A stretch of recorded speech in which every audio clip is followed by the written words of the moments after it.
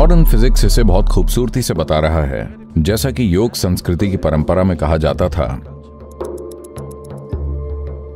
शिव शव की तरह है, सर्वोच्च ऊर्जा लेकिन निष्क्रिय। अगर आप वैक्यूम अवस्था पैदा करते हैं तो अचानक वैक्यूम वाली जगह में वर्चुअल प्रोटॉन्स और वर्चुअल न्यूट्रॉन्स बनने लगेंगे। ऐसे लोग जिन्होंने कैलाश में जो है उसे समझने की कोशिश की, वो उसमें ही विलीन हो गए। अगर आप साधन का सही उपयोग करते हैं तो ये आपको स्थिर होने देगा, ये बोध के मूल तक जाएगा।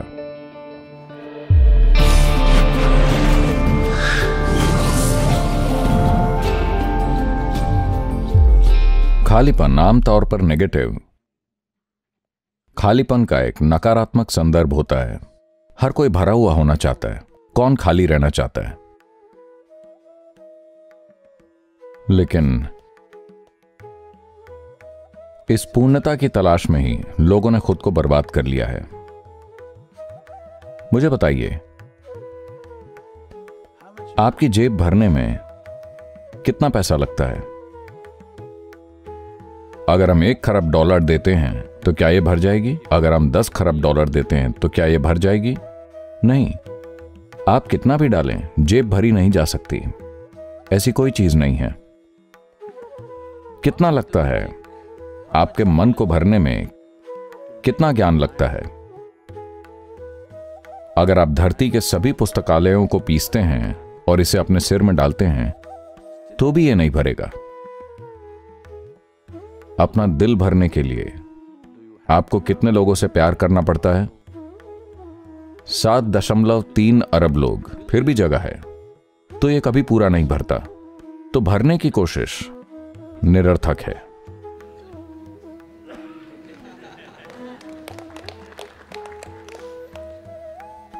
खालीपन हमेशा पूर्ण होता है। कृष्ण ने इसे बहुत खूबसूरती से बताया। जब अर्जुन ने पूछा, आखिर इस सत्य की प्रकृति क्या है? क्योंकि अगर मैं आपसे पूछूं कि क्या ये यही है, आप हां कहेंगे। अगर मैं आपसे पूछता हूं कि क्या ये वो है, आप हां कहेंगे। किसी और पल अगर मैं आपसे पूछता हूं तो क्या ये यही है, तो आप कहते हैं नहीं। अगर मैं पूछूं कि क्या ये वो है, आप कहते हैं नहीं। इस सत्य की प्रकृति क्या है? वो है कहां? कैसा है? किस रूप में है? तो कृष्ण हंसे और उन्होंने कहा, इस अस्तित्व में सत्य की प्रकृति ऐसी है कि जो विषैला दिखता है, अगर आप उसे ग्रहण करें तो वो जीवन का अमृत बन जाएगा। जो अमृत जैसा दिखता है, अगर आप उसे ग्रहण करें तो वो विष बन जाएगा। मुझे बताइए, क्या समूचे मानव जाति ने पूर्ण होने की खोज में अपने जीवन को विषैला नहीं बना दिया है? क्या हमने पूर्ण होने की खोज में पूरी धरती को नोच नहीं दिया है? जब हम कहते हैं शिव, हम उसकी बात कर रहे हैं जो है ही नहीं, यानी कोई डिब्बा नहीं है। यह ऐसा कुछ नहीं है जो किसी तरह के डिब्बे में भरा जाए, ब्रह्मांडीय डिब्बे में भी नहीं। शिव की गोद में ही ब्रह्मांड घटित हो रहा है, क्योंकि यह वो है जो है ही नहीं। जब किसी को इसका बोध होता है या अनुभव होता है, हम उस व्यक्ति को भी शिव कहते हैं। इसी तरह से आदि योगी भी शिव कहलाए, क्योंकि उन्होंने उस आयाम को छुआ और उसके साथ एक हो गए। और इसे जानने का सिर्फ एक तरीका यही है कि आप इसमें विलीन हो जाएं। यह समझने से नहीं होगा, आप इसे समझ नहीं सकते। ऐसी तमाम कहानियां हैं जहां यह हुआ। ऐसे लोग जिन्होंने कैलाश में जो है उसे समझने की कोशिश की, वो उसमें ही विलीन हो गए। 14 साल पहले जब मैं पहली बार कैलाश गया और प्रत्यक्ष देखा, तब से मैं हर साल जा रहा हूं। पहले 2-3 बार जब मैं गया, वहां जो घटनाएं हो रही हैं, फिर मैंने कुछ लोगों के साथ योजना बनाई, चलो यहां आते हैं और 3-4 महीना यहां रहते हैं, हम पता लगाएंगे कि यह आखिर है क्या। जब मैंने उसके कुछ आयामों को छुआ तो मैं जान गया कि जब तक मैं इसे यहां समाप्त नहीं करना चाहता, आपको ऐसा प्रयास नहीं करना चाहिए। तो अब मैं बस जाता हूं, बस विशाल उपस्थिति का आनंद लेता हूं और वापस आता हूं। क्योंकि अगर आप उसे समझने की कोशिश करते हैं तो इसे करने का एकमात्र तरीका इसके साथ विलीन होना ही है। अभी इसका समय नहीं आया है। शिव का मतलब, इसका बहुत सुंदर वर्णन किया गया है। और आज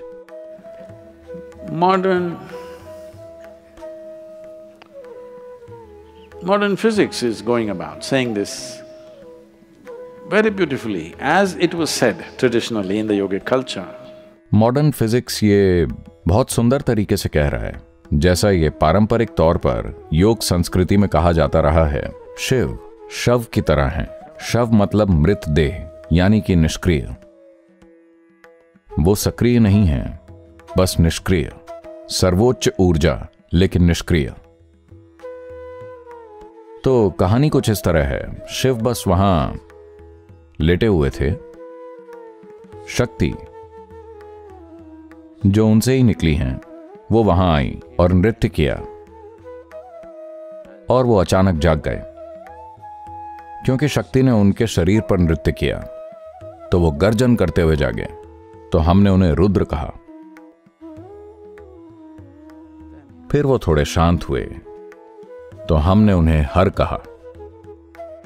फिर वो वास्तव में स्थिरता की एक शाश्वत अवस्था में स्थापित हो गए, तो हमने उन्हें सदाशिव कहा, मतलब जो हमेशा शिव हैं। ये तुलना की गई है। आज परमाणु वैज्ञानिक, मेरा मतलब वो नहीं, आज परमाणु मतलब लोग सोचते हैं कि ये सब ऊर्जा के बारे में है, उस संदर्भ में नहीं। मूलभूत भौतिकी इस बारे में बात कर रही है। अगर आप वैक्यूम अवस्था बनाते हैं, यानी कि जहां बिल्कुल कुछ भी नहीं है, और उसके अंदर नहीं, उसके चारों ओर अगर आप कुछ विद्युत आवेश छोड़ते हैं, तो अचानक वर्चुअल प्रोटॉन्स और वर्चुअल न्यूट्रॉन्स वैक्यूम स्थान में पैदा होने लगेंगे। एक ऐसे स्थान में जहां बिल्कुल कुछ भी नहीं है, विद्युत आवेश भी नहीं। विद्युत आवेश सिर्फ उसके चारों ओर नृत्य कर रहा है। इसकी मदद से वर्चुअल प्रोटॉन्स और वर्चुअल न्यूट्रॉन्स बनते हैं। इसका मतलब है कि उस पूर्ण शून्यता में कुछ पैदा करना संभव है। तो पारंपरिक रूप से ऐसा कहा जाता है, शिव पूरी तरह से निष्क्रिय लेटे हुए थे। आप भारत में इस तरह की छवियां देखेंगे। शिव ऐसे लेटे हुए हैं जैसे मृत हों। शक्ति उनकी छाती पर खड़ी है और नाच रही है। उन्होंने इस तरह के चित्र बनाए। जब शिव का प्रभाव हुआ, तो अचानक इस निष्क्रिय स्थान का गर्जन के साथ सक्रियता में विस्फोट हुआ। इसलिए उन्हें शुरुआत में गर्जन करने वाला या रुद्र कहा गया। यह दुर्भाग्यपूर्ण है कि हर चीज को उन सूचनाओं के टुकड़े द्वारा प्रमाणित करना पड़ता है जिन्हें विज्ञान ने अस्तित्व से बटोरा है। यह टेक्नोलॉजी के लिए कीमती है, लेकिन आत्मज्ञान के लिए नहीं। दुनिया के शीर्ष वैज्ञानिक जानते हैं कि उन्होंने कुछ भी नहीं जाना है। सिर्फ पुस्तक पढ़कर बने वैज्ञानिक ही सोचते हैं कि वो सब कुछ जानते हैं। दुनिया के सर्वोच्च वैज्ञानिकों ने घोषणा की है, न सिर्फ हम जानते नहीं हैं, बल्कि जानेंगे भी नहीं। वो कह रहे हैं क्योंकि वो जानते हैं कि खोज के वर्तमान साधनों के साथ ये कहां तक जाएगा, कहां रुकेगा। आप इस कार्य प्रणाली के साथ इस्तेमाल का तरीका जान सकते हैं, लेकिन समझने का तरीका नहीं। आपको इसे समझने की कोशिश नहीं करनी चाहिए, आपको इसमें स्थिर होना चाहिए। अगर आप इसमें स्थिर हो जाएं, स्थिर हो जाएं, स्थिर हो जाएं, तो ये बोध के मूल तक जाएगा। कितनी जल्दी या कितना समय लगेगा, कितने साल लगेंगे, ऐसी कोई चीज नहीं है। अगर आपके पास जरूरी तीव्रता है, तो ये एक पल में स्थिर हो सकता है, या इसमें 100 जन्म लग सकते हैं। समय तीव्रता और एकाग्रता के स्तर पर निर्भर करता है। इसमें सारी समस्या यह है कि ज्यादातर लोग, क्योंकि दुर्भाग्य से शिक्षा बुद्धि के बारे में है, यह हमारी बुद्धि के केवल एक आयाम को पोषित कर रही है, जिसे हम तर्क कहते हैं। इस वजह से हम सब कुछ तार्किक रूप से समझने की कोशिश कर रहे हैं। यह अपने आप में एक बड़ी रुकावट है, जब तक आप अपने स्वयं के तर्क में बंद हैं। जीवन का जादू आपके सामने खुद को उजागर नहीं करेगा। यही कारण है कि प्रक्रिया को इस तरह से तैयार किया गया है। आप बस स्थिर हो जाएं। आप कहीं भी जाने की कोशिश ना करें, इसे बस स्थिर होने दें। जो अंदर से स्थिर हो जाता है वो गलत जगह पर नहीं जा सकता, है ना? अगर आप बाहर जा रहे हैं तो आप गलत जगह पर जा सकते हैं। आप भीतर की ओर मुड़ रहे हैं, आप गलत जगह पर जा ही नहीं सकते।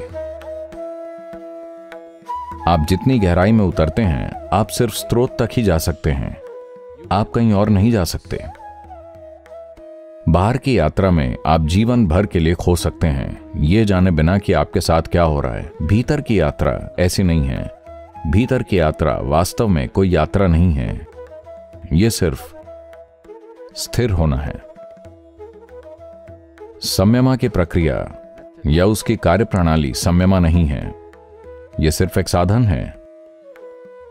अगर आप उपकरण का ठीक से इस्तेमाल करते हैं, अगर आप उपकरण की पूजा करते हैं तो आप कहीं नहीं पहुंचेंगे। अगर आप इसे सुरक्षित रखते हैं तो आप कहीं नहीं पहुंचेंगे। साधन का इस्तेमाल करना होगा। अगर आप साधन का सही इस्तेमाल करते हैं तो यह आपको स्थिर होने